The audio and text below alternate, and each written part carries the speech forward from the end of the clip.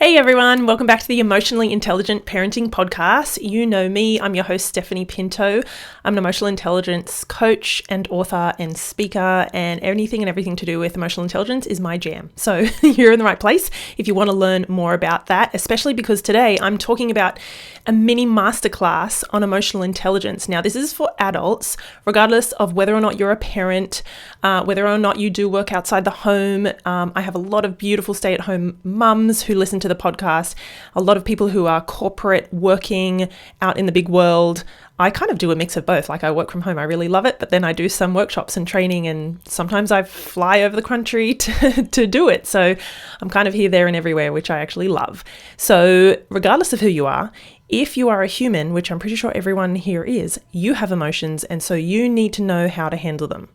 And the other thing with being a human is that humans are social species. And so we need to be able to get along with other humans. That's just how it is. Okay, so you're in the right place. Before we begin, I want to acknowledge the Darug Nation. They are the traditional custodians of the land on which I live, work, and record this podcast. I pay my respects to all First Nations people, their elders, and their ancestors, and I acknowledge that sovereignty was never ceded, and I stand in solidarity towards a shared future.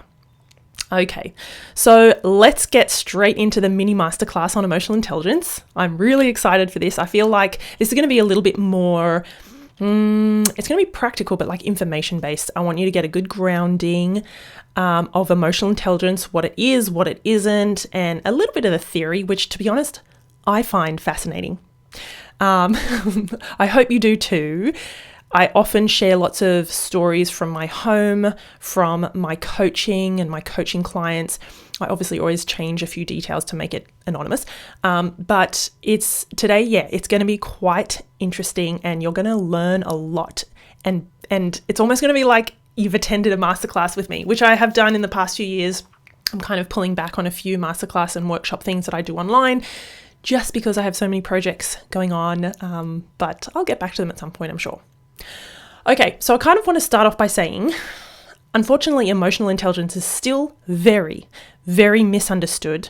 It is often oversimplified, and unfortunately, it's also dismissed by a lot of people. A lot of people who sometimes, I don't want to generalize, but sometimes they're of the older generation. Sometimes they're of different cultures who just don't value emotions and looking a little bit deeper into what makes us human. So it's obviously everyone is different, but this is really what I want to get across today. It's not just about emotions, and it's definitely not just about being nice. Okay. Like I said, you're in for a mini masterclass, so I'm going to talk about what emotional intelligence actually is, why it matters for everyone, especially now. We're in 2026, especially now, not just for parents.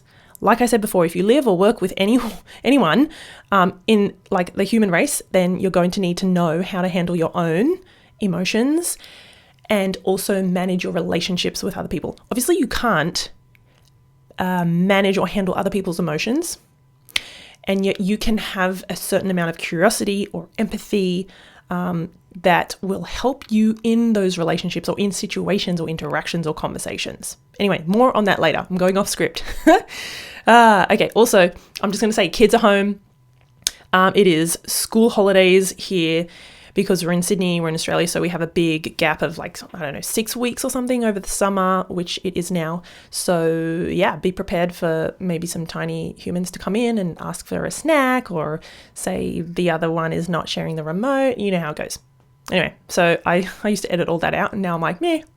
Like, if you listen to last episode, you'll have heard my youngest come in and I just had a quick conversation, and then yeah, she left. So okay, so what emotional intelligence is, this is like the big picture.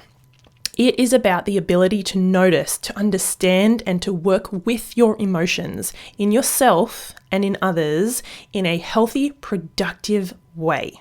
So it's not just talking about emotions all the time, all day, like kumbaya. It's none of that.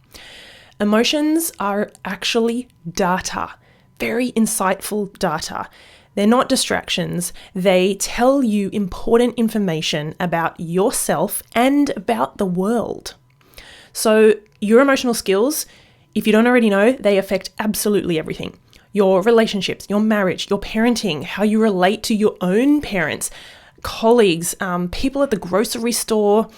Emotional intelligence literally drives your decision making, how you handle conflict, fights, arguments, disagreements, people's behavior, everything. And even if you've never really thought about it, you are using your emotional skills all the time. Whether or not you know it, if your skills are poor, and mine were, like if you go back before 2019, when I moved into the emotional intelligence space after being a pediatric therapist, I genuinely was in that bucket. Like I was the best shover-downer of emotions. And if you've listened to some of the other podcast episodes about my anxiety and before I was, moved into this space, you will know how, I want to say like detrimental, how damaging, how unhelpful, and to be honest, toxic that was. So yeah, I've done it. I've come through the storm, and still not perfect, by the way. So if your skills are poor, you can bomb out in conversations. Your stress levels can absolutely skyrocket. You sometimes waste opportunities with people, but on the flip side, strong emotional intelligence helps you stay calm under pressure, communicate clearly, repair ruptures, because they're going to happen, build trust fast, and show up as the kind of person or the kind of parent or partner and leader that people actually feel safe with. Like they actually want to be around you. I've thought about listing every moment that my emotional intelligence comes into the picture for like just across one day. Oh my God, I swear it would be like 50 plus. So many moments, which now most of the time I'm unconsciously doing it. I'm actually going to talk about that in a couple of minutes. But there are so many moments with my husband, Alex, with our 2 kids, even in my work, like it's just all the time. So this is why I do this work, because I know how powerful it is. Okay, so let's talk a bit about Dan Goleman. So you may know, if you know a bit about, or if you've ever gone down the rabbit hole of emotional intelligence, you will know about Daniel Goleman. He popularized, emotional intelligence in the 90s and really showed that it can be a huge predictor of success in life, actually often better than just IQ alone. So he defined emotional intelligence as a set of learnable skills, meaning it's not fixed. You can grow it at any age. Like I said, I did, and I have seen people, like I have coached and worked with people much older than me, younger than me. They have been able to develop their emotional intelligence skills.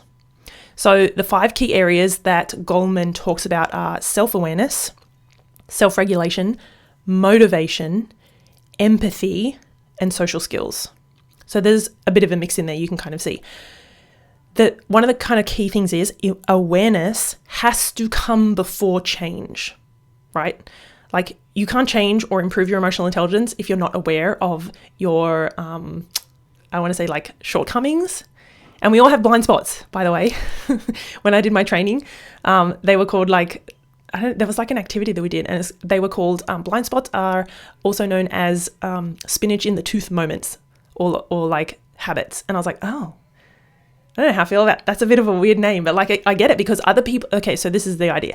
Other people often see your blind spots and they think, oh my God, you are so reactive and impulsive under pressure, when you might be like, oh no, I'm really calm in those kind of situations. And they're like, So yeah, spinach in the truth. Other people can see it, but you can't.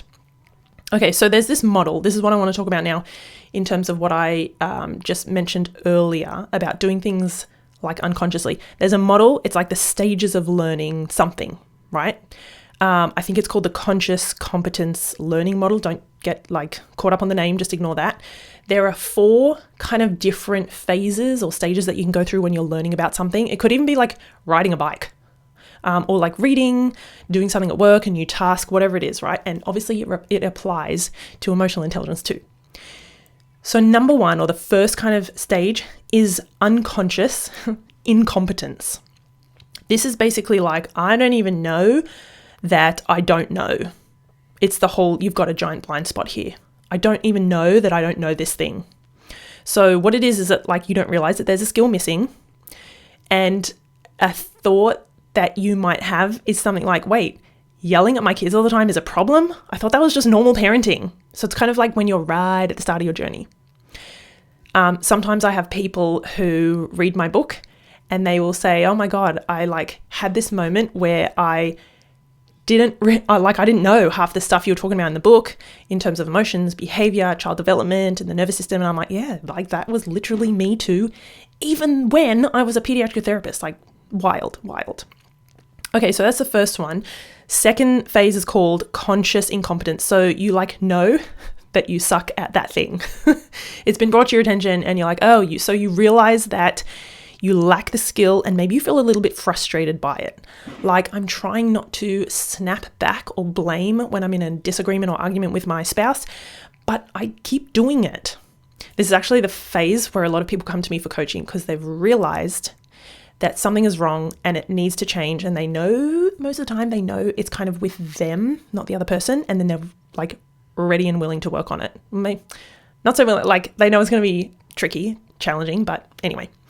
So this might be something like I keep yelling at my kids and I know I shouldn't, but I just don't know how to stop.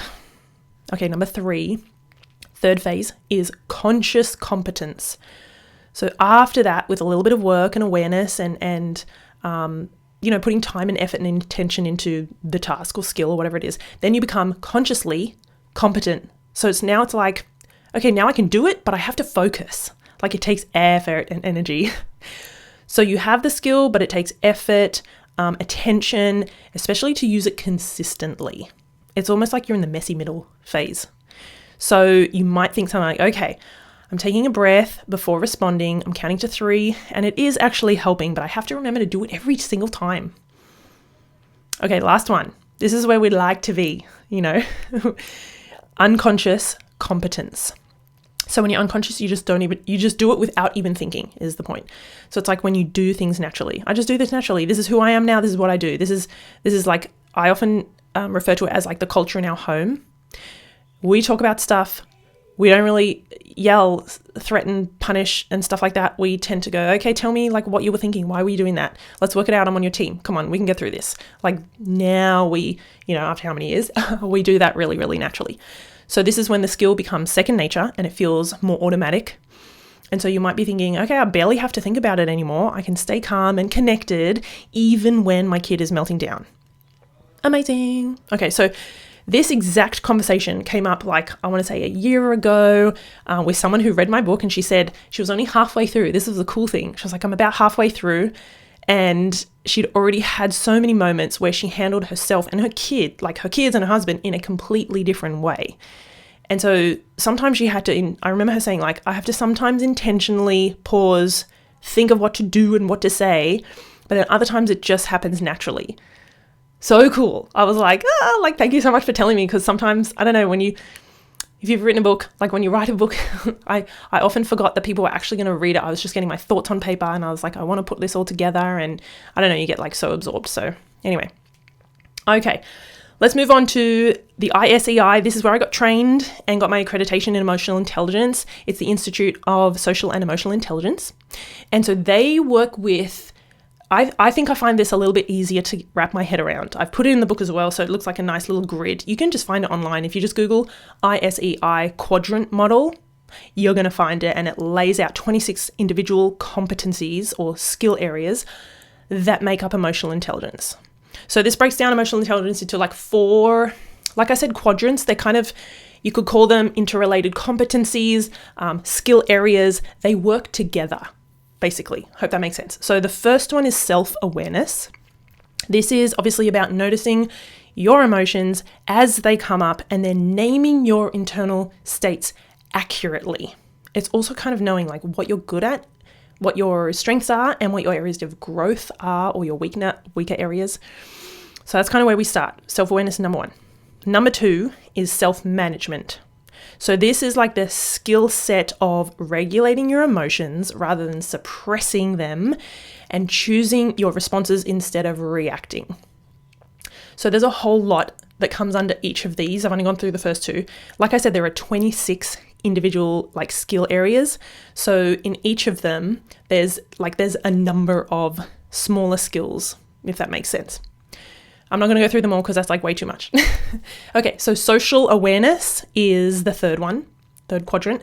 This involves reading emotional cues in other people, understanding the broader like emotional context of a situation rather than just like taking things on face value, because we know people are layered, right? And they're complex.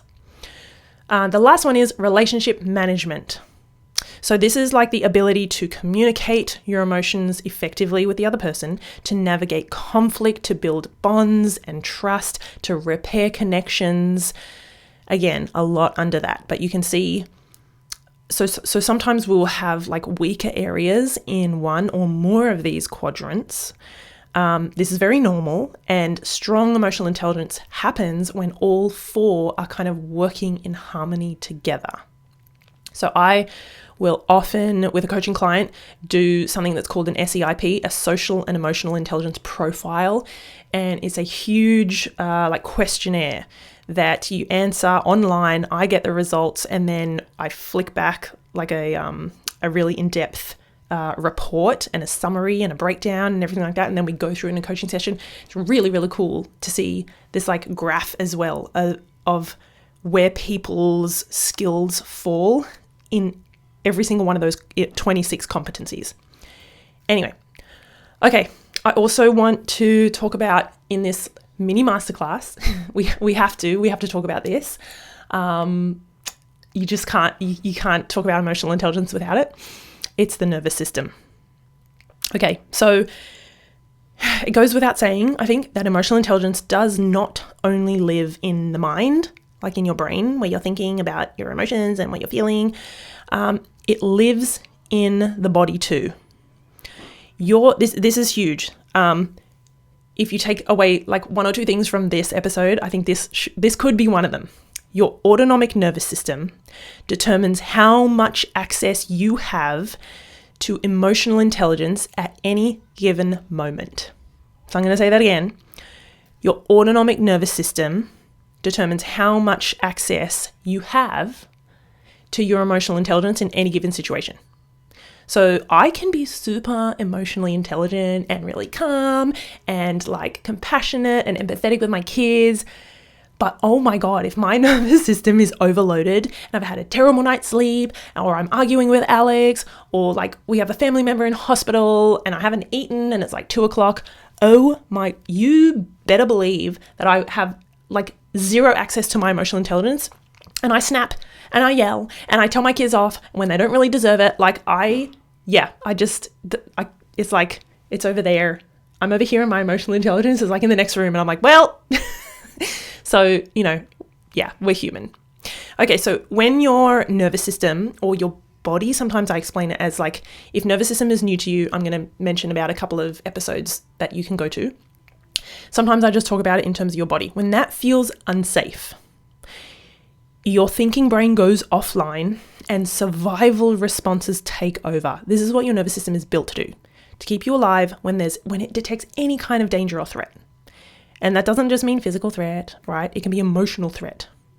So reactivity, nasty words, shutdowns, and things like that, they are always like biological, they're body-based, they're not moral failings, they're not choices. You're not choosing to snap at your partner and then have a rupture and a fracture in your relationship and then spend the rest of the night not talking to one another. Like, no one chooses to do that, right? It just happens.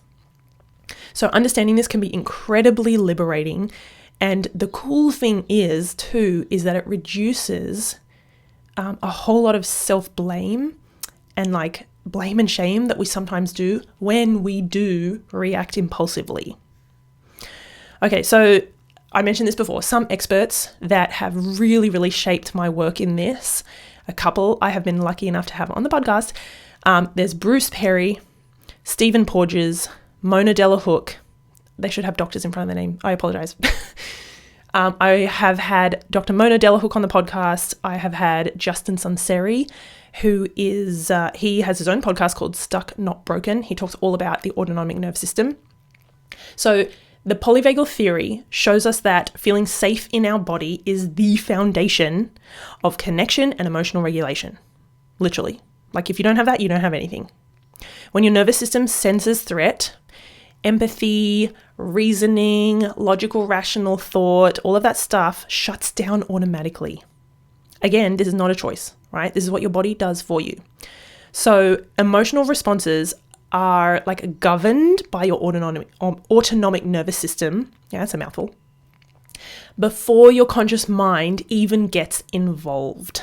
So like I said, if your autonomic nervous system is overloaded and overwhelmed and you are up to your eyeballs in stress, no, you will not be able to access your emotional intelligence, which is why I have a huge, I can't even explain how much I talk in my coaching and my programs and my courses online and the book about you need to be managing and prioritizing, that's a better word, your self-care and your honoring of your own emotions and what your body needs. Like, you need to be doing that.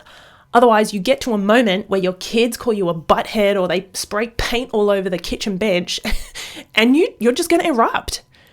Like, it happens.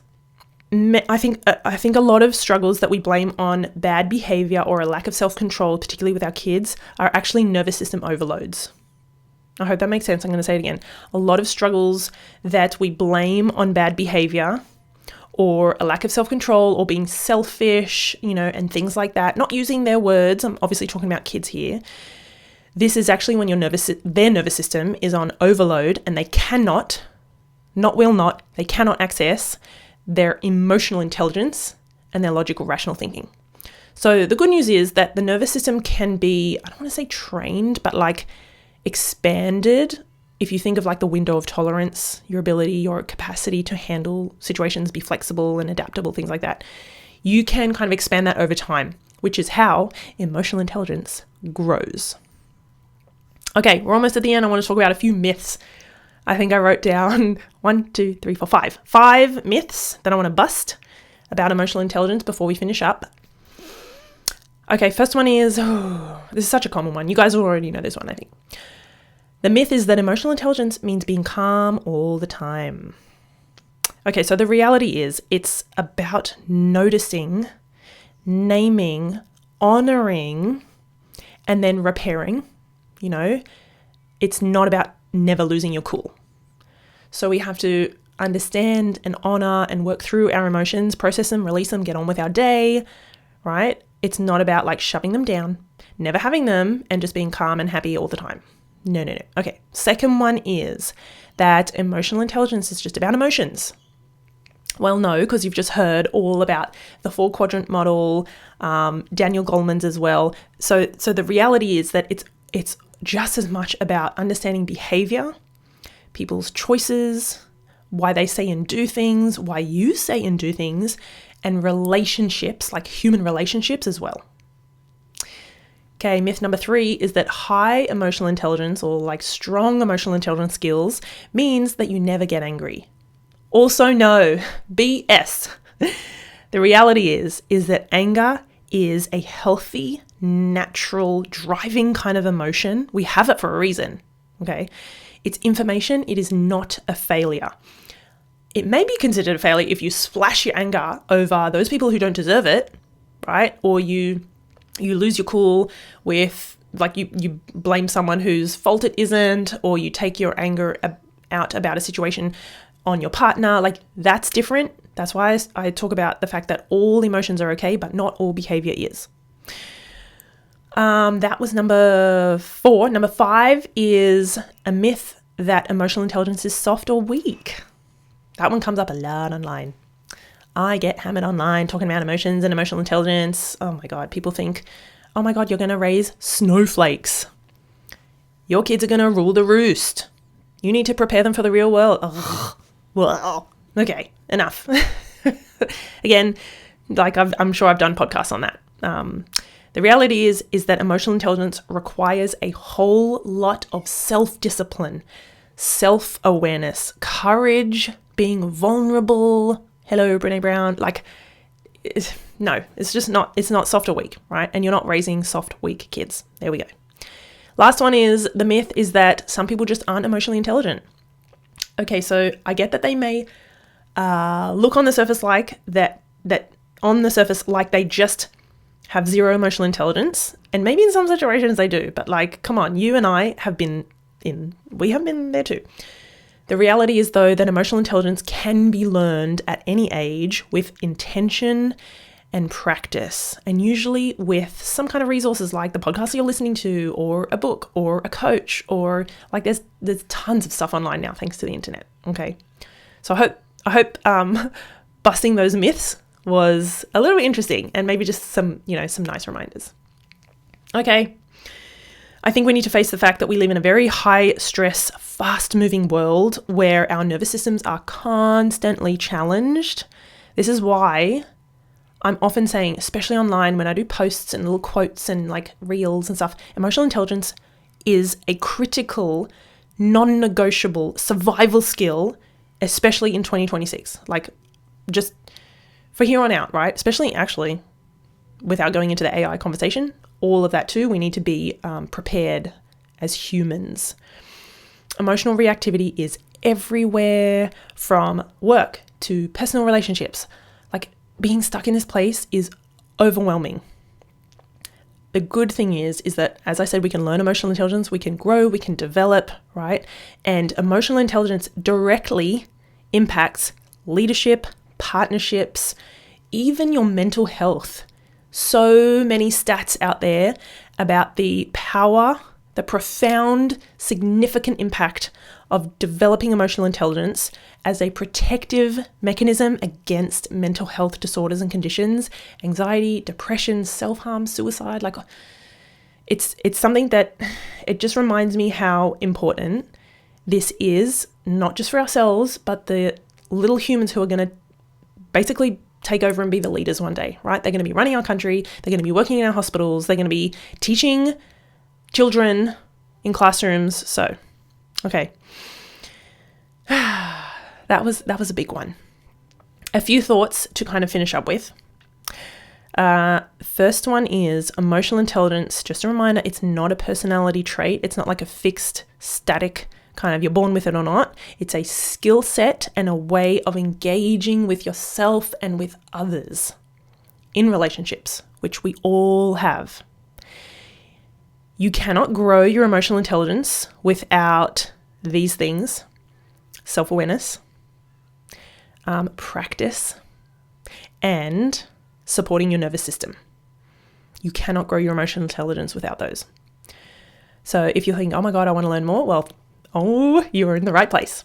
The more that you understand emotional intelligence, the more choice you have in your behavior, in your reactions, and in your connections with other people too. Even really, really small shifts in your awareness and your regulation can create massive improvements in your life. I promise you, it can be done. So if you're listening to this, you're probably someone who lives or works with kids. The next step, I mentioned this throughout only because it takes a lot of effort and energy and time. I'm just a little team, me and my assistant. Some of you guys might know Karen. She is amazing. We work on this together. We're a tiny team, and it would be amazing if you can take the next step and you're curious to just go and buy one of my books. Yes, I'm going to plug it just a little bit. It's January. If you're listening to this as it comes out, it's January 2026. So it's a perfect time to go, you know what? I want to learn something more about this year, and I want to see where I can take myself and my family. Well, then there you go. It's called From Chaos to Connection. It's about how parenting with emotional intelligence raises kind, confident, resilient kids. And if you are watching this on YouTube, I'm going to pick up my dusty, oh my God, this is my dusty author copy that I just keep on my desk at all times. Ew. Some kind of dust /hair/bug on it. It says not for resale across the front because it's the first one I ever got when I published it and it came out. And so that's, my favorite little one. But you can get a brand new one on Amazon. So just have a look up, or actually don't look it up, go into the show notes or in the description on YouTube, find the direct link. You'll be able to get it on Amazon in the next couple of days. It'll come to your door, and I hope you find it inspiring, maybe educational, but also just like a warm hug from me to you. Like, it is so, so, so doable. If you can do it, if I can do it, you can do it. If you can do it, I can do it. We're all human here, as you can see. Kids didn't come in. It stayed really quiet, so I'm not going to edit this much. It's 6:30. I've got to go in and make dinner. So, that's another thing to do. Anyway, thank you for listening. I'll see you guys in the next episode. Please reach out to me if you have any questions. Find my email address down below, hello@stephaniepinto.com.